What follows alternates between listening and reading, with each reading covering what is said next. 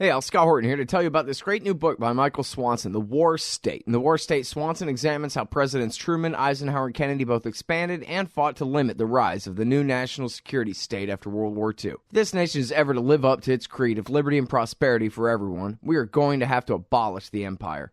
Know your enemy. Get The War State by Michael Swanson. It's available at your local bookstore or at Amazon.com in Kindle or in paperback. Just click the book in the right margin at scotthorton.org or thewarstate.com.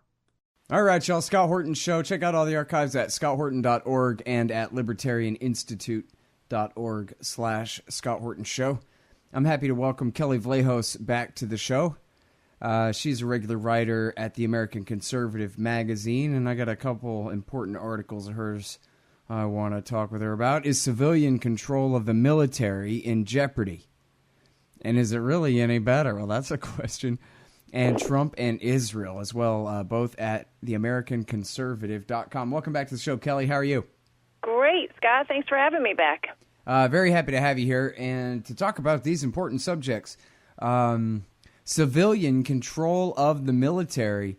And this is, I guess, your premise here. You talk about 7 days in May. I hope everybody's seen that. And I get, if I remember right, you kind of question here whether we even need a coup anymore. We got an entire cabinet full of generals. What do you think? Well, I think there are arguments on both sides of the issue. I've talked to people who are not, readily Clinton supporters or Democrats or progressives or even anti-war advocates at all, who are still concerned with the number of generals that Trump has. They're not generals, but retired generals who have retired recently. The number of them who he's tapped, since since he won the election. Their concern is that when you're reaching out to only military people, they're only looking at problems and solutions through a military lens, and with military training, you have your mission. The mission is to either to win, subdue, or kill. And whereas maybe outside that civilian or the military scope, civilians are more trained in negotiation and different strategies for building alliances and just resolving problems. So their concern was, on a number of levels, that ideological level and also a constitutional level. Should we be giving waivers to retired generals like General Mattis, who is more recently retired, just to have him serve? Will it create a crisis at some point where you have generals who might have I would say more control, more influence at the levers of power, over their civilian counterparts, and at some point become more of an arm of the president, of the executive power, where he be able to use them and use their influence in terms of getting his particular agenda pushed through. And this is what the founding fathers had been concerned about when when the Constitution was drafted, that you have this separation, so that you don't have a military junta, so to speak, take over. And go through history in terms of why those concerns were apparent at the time. But a lot of these things were raised when I started asking, military people, historians, conservatives, the question of whether Trump was going in the right direction. And there seemed to be some skepticism and concern. Yeah. All right. So already a lot to talk about there. First of all, you mentioned the waiver. Talk about that waiver. What waiver do you mean there for General Mattis? Well, with General Mattis, currently the law is that a retired military person has to be out of the military for at least 7 years before they can serve as a member of the cabinet. So he retired, I believe, in only 2-3 years ago. So he had to get a waiver from Congress before he could be confirmed. He hasn't been confirmed yet, but he had to get the waiver first. Now the Senate Armed Services Committee has given him, they voted for the waiver, but I believe that the Senate or the entire Congress has to vote to give him the waiver. Now, it looks like, he has a lot of support on Capitol Hill because he is not a controversial figure according to many lawmakers and the people who have the influence on the Hill to whip the others in shape or into approval. So there's a very good chance he'll get that waiver. And there's several reasons why. I mean, people like him, they trust him, they see him as sort of a comforting figure at a time when Trump's foreign policy is such a question mark, and to have somebody with his level of experience come in would be a sort of a tempering influence on what could be, a uncertain or unstable situation in the national security team of the new Trump administration. Well, you've been really out in front writing about this subject for a long time, about how these generals and their failures basically have no bearing on their careers. In fact, as part of my book, I was writing about how Michelle Flournoy, after the massive failure, she's not a general, but former Deputy Secretary of Defense for Policy, after the complete failure of the Afghan surge, she went and resigned to spend more time with her family, like you hear from politicians. But then, almost in no time, she seemed to realize that actually her name didn't even really need to be rehabilitated. She wasn't in any trouble at all. And her name was immediately floated to replace Hagel for Secretary of Defense. And it sort of is the same thing with General Mattis, who let Osama bin Laden escape. I mean, although Donald Rumsfeld made him do it, but still, he could have disobeyed Rumsfeld and gone to prison for it, but still caught Osama, but he didn't. And then he helped invade Iraq in 2003. Now he claims he was against it, but he actually did it. We criticize Hillary for voting for it while claiming she was against it. Mattis actually was the one given the orders for the invasion from Kuwait. And then, as Dar Jamail wrote, he's the one who led the slaughter of Fallujah in 2004, in the spring and in the fall of 2004, the two different attacks there that left thousands of innocent civilians dead, where he had, rules of engagement looser than Ruby Ridge over there. Go ahead and, Vietnam style, kill anything that moves kind of thing. So, good thing he's there. It's just like they said about Dick Cheney. Well, George Bush Jr. might be an idiot, but at least he has his father's men like Dick Cheney there, and they're the grown adults. They know what to do. We can rely on them. That's what it sounds like to me. The people we gotta fall back on are not people I want to fall back on at all. Yeah. Well, and I think what you're experiencing here is that General Mattis was never the face of any of these battles. He was never the face of the policy, like David Petraeus. So he wasn't the guy that was going before Congress to push counterinsurgency or to push for more troops or to defend the policy. So he, like you said, he followed orders, executed the war on the ground. But it's much more difficult to make him the sort of fall guy for the policy that got us there. And I think that's what you're seeing now, and what your frustration is stemming from, is that people aren't linking him directly with the failures of the war. They're saying, hey, he was a good soldier, he was doing what he had to do, that's why he's, that was his job. Whereas somebody like Petraeus or Michelle Flournoy or any of these other architects, we attribute the failures to them. So rightly or wrongly, he's not going to be in the hot seat at these confirmation hearings about the failures of the Iraq War, like others might be. And let's face it, we're talking about a Congress that supported the war in Iraq, and it supported counterinsurgency, supported the surge, supported more troops. So they're part of the failure. They're part of the problem. So. Right.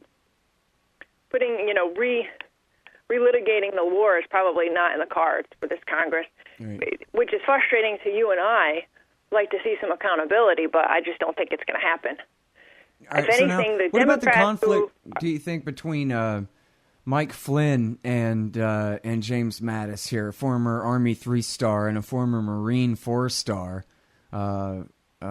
Flynn is the National Security Advisor now, or will be, and Mattis the Secretary of Defense. How do you think that's going to shake out? I'm not I guess sure. you have Marine. I'm sorry, I read one more thing. I read it's Dunford is a Marine general, the chairman of the Joint Chiefs of Staff. He's staying, right? And then you have John Kelley, who's also a former Marine general from Southcom, who is now the director of the Department of Homeland Security. Well, I think conventional wisdom, at least here in Washington, is that Flynn is the outlier here. I think that Mattis and Kelley, have support within. They have support within the military community, period, and then they have the support among members of Congress for the reasons that I stated. That they feel like that they're experienced hands. Going into an administration where there's just so many questions and uncertainty, whereas Flynn is a whole different ballgame. I mean, from what I understand, there's people within the military ranks who are concerned about his appointment. If you can just Google him up, the many instances where he has been purportedly behind, circulating, fake news stories and wild conspiracies. Some of his troubling behavior while in the field, while in service. When it came to when he was heading the intelligence in Afghanistan. So I think there's some concern, the fact that he doesn't have to be confirmed, and that he, as someone who has been more on the side of the sort of GWAT, us against them and the fight against radical Islam, is going to be more of the wild card in a situation. Whereas, and so bringing him in as a former general is a lot more concerning to the people I talk to. And from what I understand, there's not a lot of love between him and Mattis and him and Kelley. And so that there might be some loggerheads there. Well, it seems like policy and Flynn was, with in Syria when he was the head of DIA. He was the one, really. I'd have to go back and read it, but wasn't in Seymour Hersh's article,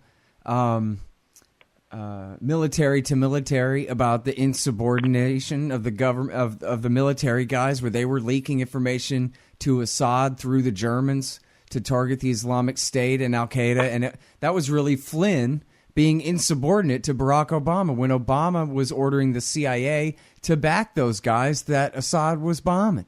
And I kind of wonder. I remember how much reading of this about is that, but like you, I have to go back and look at the details. I mean, you're right that Flynn is a nut. I mean, I think that's an objective truth when you, assuming the stories are right, that it's really true that he tried to pin Benghazi on Iran, because that's what Michael Ledeen told him to believe. This kind of nonsense. Yeah. I mean, this is completely off the wall, crazy stuff. Yeah.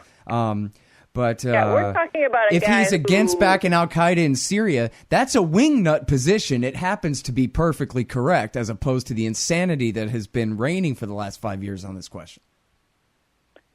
Yeah. So when we look at some of the radical figures of the right wing over the last 10 years, and you can put Michael Ledeen in that category, and a lot of these Islamophobic types, these messianic, Islamophobic, whatever you want to call them, who have been the spear point of this war against Islam. Mike Flynn is right there within that coterie. So putting him in a position where he's going to have the president's ear on a daily basis, what I'm concerned about is that his propensity to, believe in and spread conspiracy theories via Twitter and social media, and it just doesn't seem like he is a serious, thoughtful person when it comes to assessing national security threats and formulating a strategy. And so now he's going to be in this top position,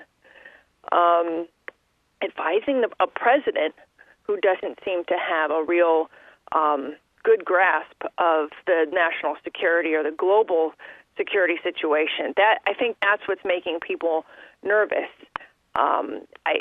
My gut is that's making people more nervous than the fact that there may be some constitutional concerns about whether generals are serving in the upper echelon of the government. I mean, I talk to people who they generally have an issue with Trump turning so quickly to military people for his closest, confidants and advisors, when there's so many people, and within not just academia and government, but just who have been studying, working on national security and diplomacy issues for years, who remain untapped. So the fact that he's got to turn to combat veterans, only. I think that struck a nerve with some people because they believe that, what does that say about, the rest of our intellectual or, they're horrible. Yeah, establishment. It's just, and that's the whole thing of it, right? Is that everyone that he's disregarded all deserve to be disregarded. It's just now who's he got left? It's just a bunch of generals. There's no one else to tell them, and they come with their own baked-in problems. I mean, their view apparently has been superior to the CIA view on what to do about Syria this whole time. And, possibly even some of the, I don't know, like Gareth Porter always said, the Air Force was kind of for bombing Iran, but the Marines and the Army didn't want to do it because they knew they'd have to really clean up the mess and do all the dying in the thing. The Navy and the Air Force are a lot easier to get to go along with that because they don't risk nearly as much, but this is a very narrow discussion at that point when those are the only views being debated because there's no one else to chime in at all. It's sad for the people, I always turn to Andy Basevich as an example. It's sad for the people like him who were never tapped during the Bush administration because they disagreed with the war policy. They were never tapped in the Obama administration because they didn't fit, the progressive, liberal interventionist view. And now they're not being tapped. Why? We don't, because Trump seems to just, his inclination is to jump right to military guys. And, there might be a very interesting explanation for that. Someone has suggested to me, Trump feels, insecure about his own grasp of military issues, his own credibility on military and defense, and so he is tapping into these guys to give him that credibility, to make him feel like he can move forward on this, and they make and to give him some sort of buffer, in what's going to be some really tough, conflict with Congress, Armed Services Committee, the Pentagon is a real, hard scrabble place. So that's probably why he's turning to these guys, or he's just got this, he's got this thing, like hero worshiping for military guys. I don't know, but and everybody else really came out against him so quickly that they burned all their own bridges. I mean, all the different think tanks. He burned a lot of opportunities. Yeah. I mean, they did too. I mean, all the neocons who would love to suck up to him now have all denounced him in no uncertain terms. They burned the bridges a while ago. Yeah. But the third, explanation, or just going along with the other two, is that he knows these guys are going to get through confirmation because everybody loves the military. Right. So it does. For all the talk, Mad Dog Mattis. For all the talk of people trying to stop him from even taking power in the Electoral College or doing a riot or shooting him or all this, he's picking people who are from, outside of the traditional group of people picked, but it's not like they're out from outside of power. It's been since James Baker, since we had somebody who directly represented Exxon in the State Department. But just since James Baker, that's not that long. And Exxon is still the biggest corporation in the world, right? I mean, it's not like it's not like he's the CEO of a chain of department stores in the Midwest nobody ever heard of or something. I mean, Right. These are people. You can't overthrow me. You'd be overthrowing all of them too, and they all deserve to be here. So I could see that, that would even be a real worry of his, especially the degree to which the CIA has come out against him over the last months, which has been really something to behold. And that's going to be the most interesting part to me, is seeing how that faction fight shakes out, whether he's going to come to terms with them or the other way around. Right. But they've been really acting like a co-equal branch of government, even in terms of the way they dealt with Dianne Feinstein's committee. They treated her like they were equal to her, instead of their job being, yes, ma'am, you're the chair of the committee and we're just the CIA, which is how it's supposed to be, at least, according to the play that they've written for us here.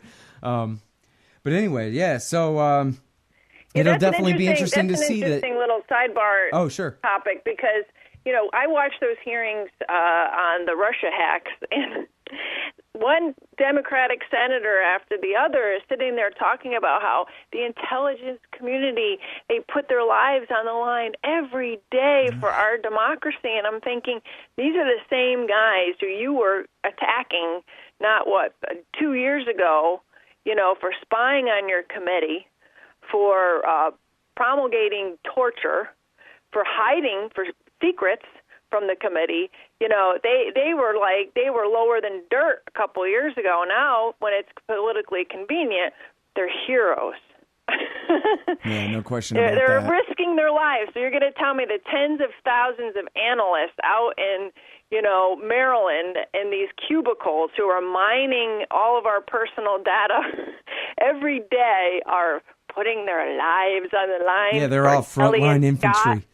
I don't think so. Right. Hey, I'll check it out. Me, Sheldon Richmond, and Jerry LaBelle, 3/4 of the Libertarian Institute, we're all going to the Students for Liberty thing in Washington, D.C., February the 17th through 19th.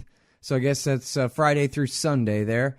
And it's a whole big thing. I gave a talk there about 3 years ago, I guess, at the Future Freedom Foundation thing.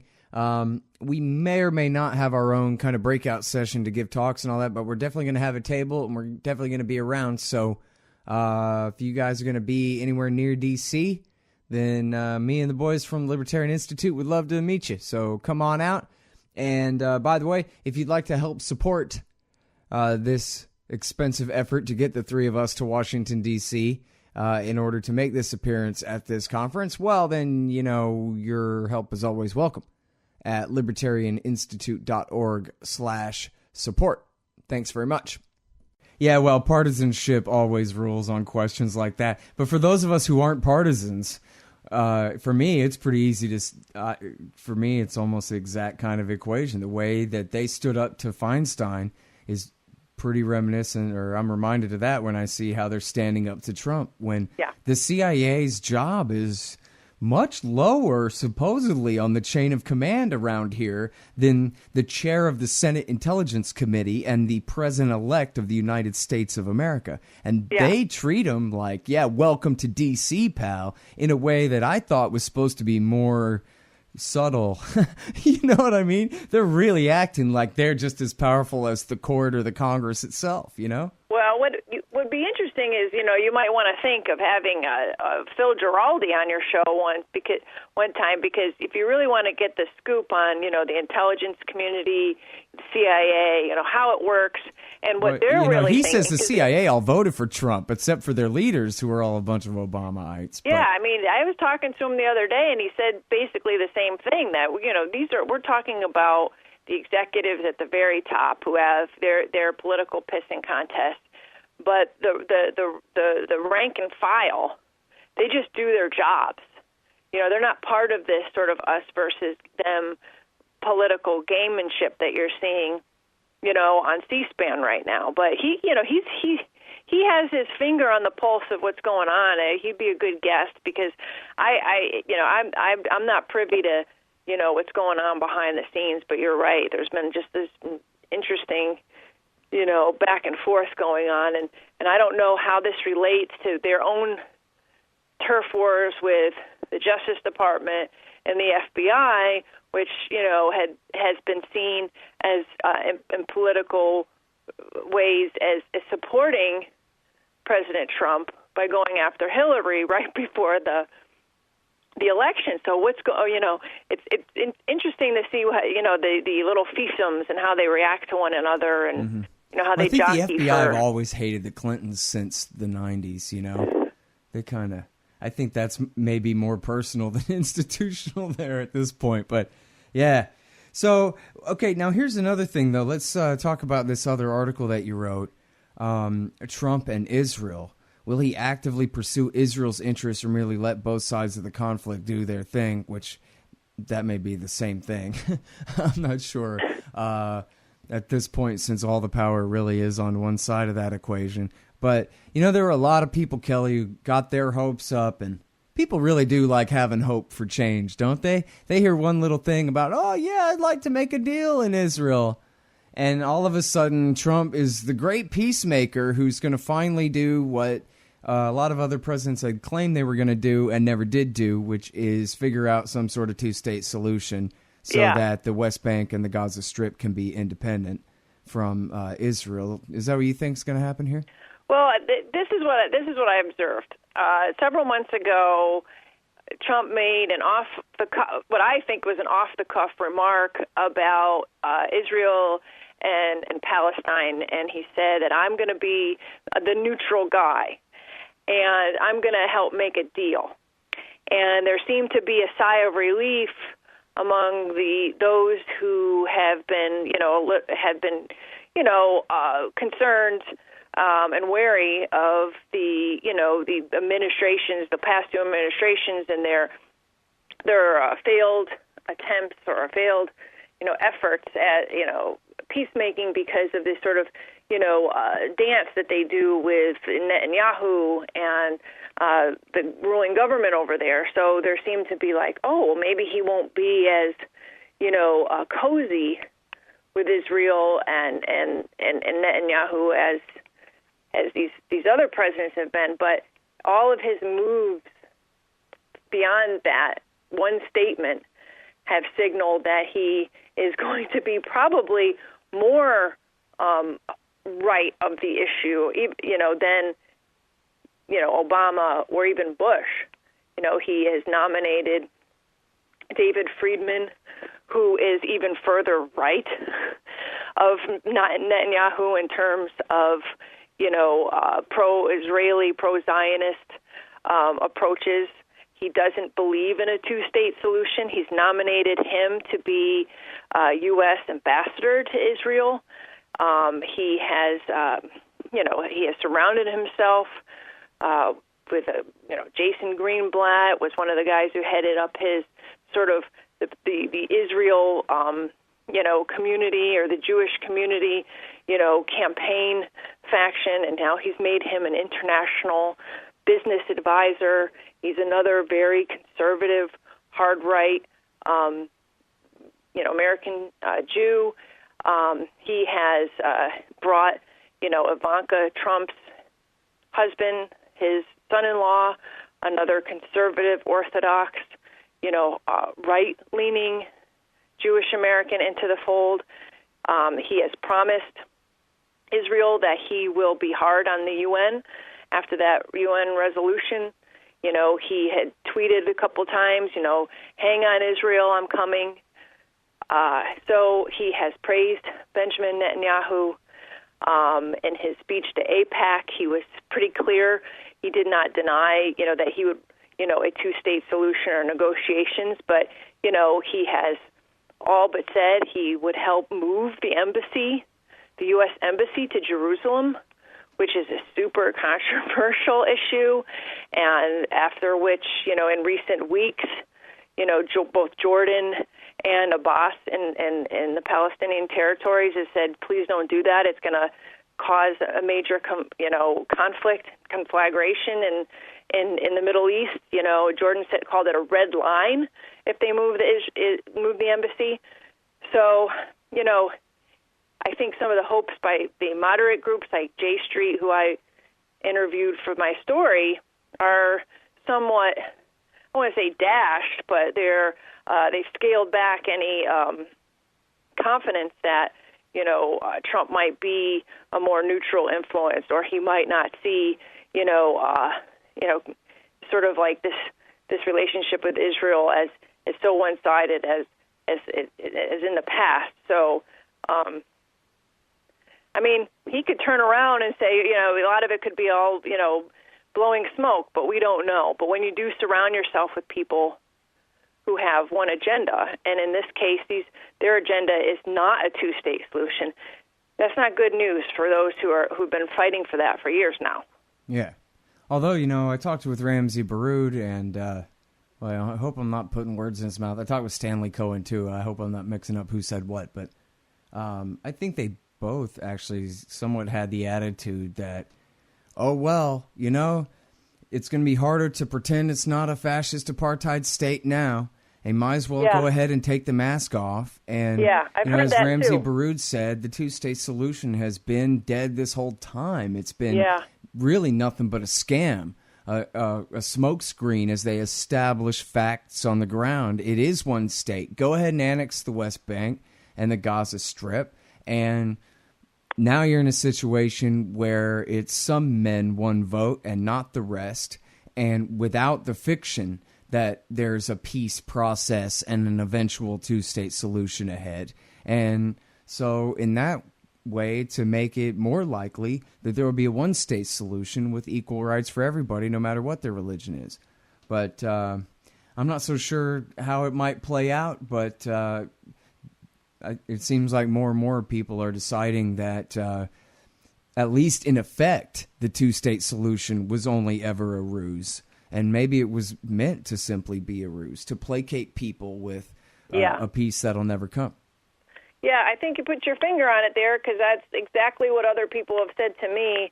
One of the things that J Street had said was, and J Street being a more democratic, moderate Jewish pro-Israel group here in the United States, they're for a two-state solution. They're against the settlements. They're actually for the Iranian nuke agreement. They said, it's concerning, but it's also clarifying, because, like you said, it rips the mask off of, the issue, and we know where everybody stands, whether they're against two-state or four-state, two-state solutions, or four settlements. That's a huge issue, and you have David Friedman, ambassador to Israel now. You have, Jason Greenblatt, another close advisor. You have the bringing into the fold the Israeli ambassador to U.S., Ron Dermer. All have expressed support for the settlements. Friedman actually, financially supports a settlement, in the West Bank. John Bolton had just given a speech, to the Bet El settlement, to which Friedman is a financial supporter. I read a thing where he was saying, hey, who knows how many Palestinians really even live there? Oh, man, really? Yeah. So, J Street's like, okay, well, let's just take the mask off. Let's see where everybody stands on this issue. You know what? I'd be willing to bet you that Donald Trump doesn't understand, even in the most elementary way, that the neighboring states lost the '67 war. The West Bank is still full of Palestinians, but now they're under a foreign country's martial law all this time. And that's what everybody is so concerned about, is where the state's going to be is under Israeli occupation now. Kind of even just basic thing. I bet he doesn't understand that. I don't think the average American understands that, and I don't think he does either. So, right, and I think it'd be interesting to see if somebody ever explains it to him, and he has to, follow the logic through to its conclusion. Well, what are we going to do with them? Push them all into the Jordan River or something? Well, and if he's surrounding himself with really, arch conservatives on this on this issue, that's where he's getting all of his information. That's where he's getting his history. Right. So, I guess we'll see. I don't. After doing that story, I don't really have a lot of confidence that we're going to see a big difference in our approach to Israel. I guess the worry would be if we get if we put our finger, even further on our thumb on the scale of Israel, and that sparks a violent reaction from those neighboring states there. It just obviously, things are tenuous as they are in terms of our relationship with these Arab states in that region for a whole host of reasons.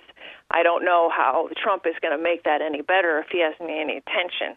Well, but no, that's an important point. Yaakov Hirsch was saying that, listen, the concepts of let's try to sow stability instead of more instability in the region, which is sort of an overarching theme of Trump's, it comes into direct conflict with Israel do whatever the hell you want.